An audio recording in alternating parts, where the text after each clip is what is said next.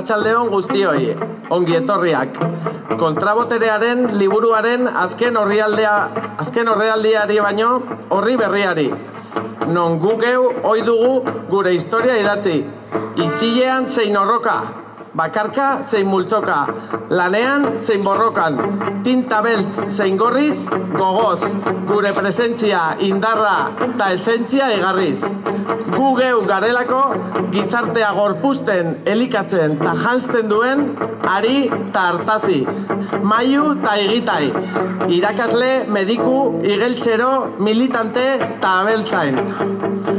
Gu geu bagara iragan eta etorkizun, haiek heltzea ditugu helburu eta erantzukizun. Ekin basenide, egurre lagun.